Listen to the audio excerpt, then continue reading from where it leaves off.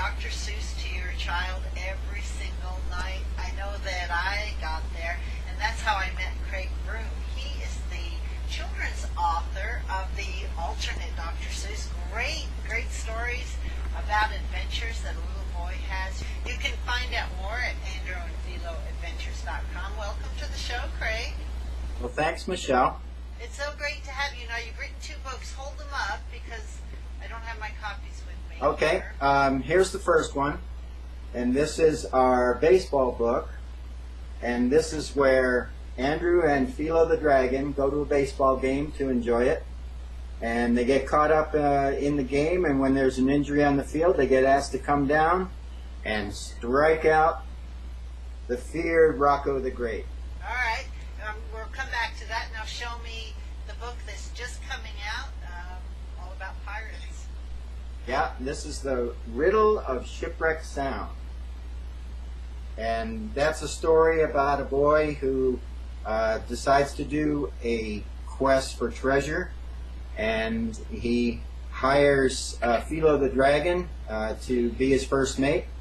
And then off they go on the adventure to find the treasure. Our first question is, you are writing in rhyme a la Dr. Seuss style. Tell me how that came about. Okay, well, I really like to write, and I really love poetry.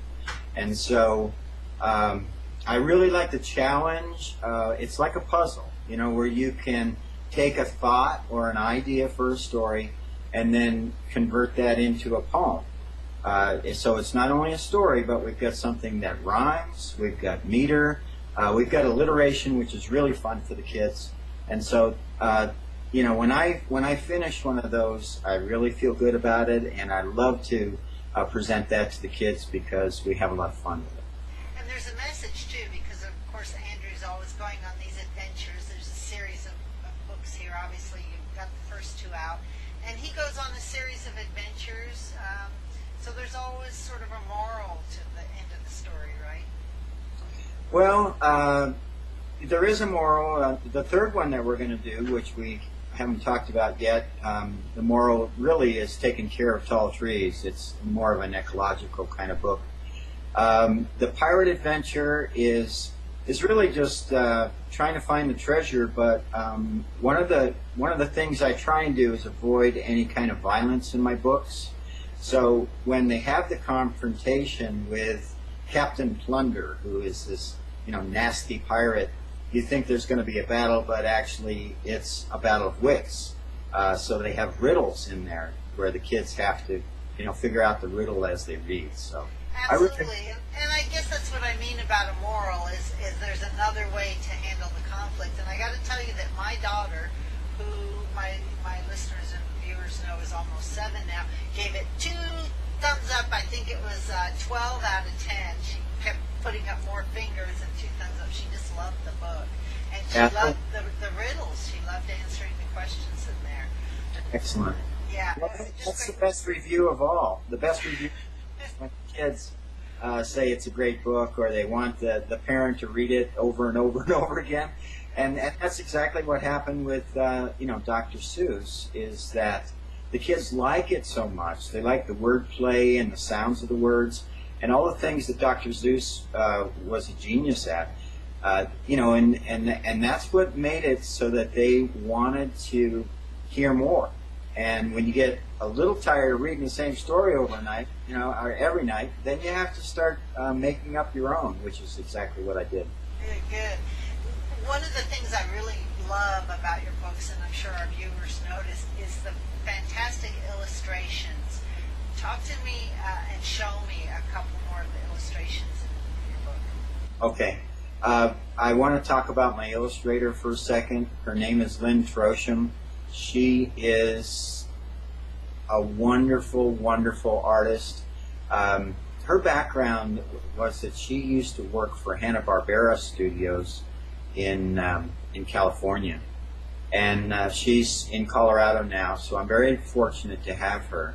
Her illustrations are spectacular, and I will show you a few. From our newest book, we have an illustration where Andrew the boy is looking in the bookstore, and We call it our reality fantasy page, and I don't know if you can see that, but Absolutely, yeah.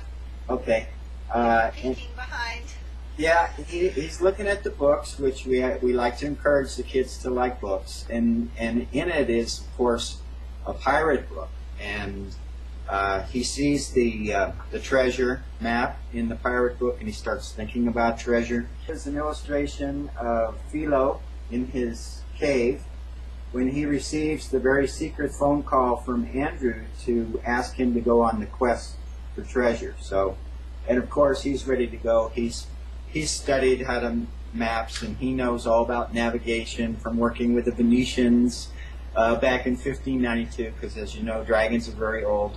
So, you know, it's always fun to work with not only with a great illustrator, but it's fun to have a character like Feelo where you can do almost anything with him because he's been around forever.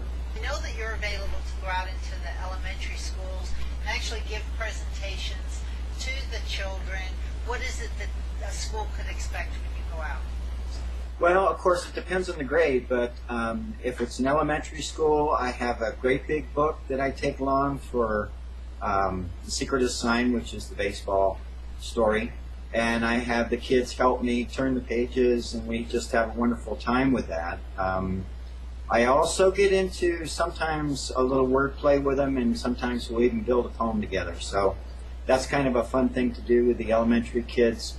As the kids get older, I get into the structure of poetry, you know, how a writer puts it together. And I've even talked to high school level kids where we get into things like alliteration and onomatopoeia and that kind of thing. So it runs a gamut, and I enjoy all of those groups.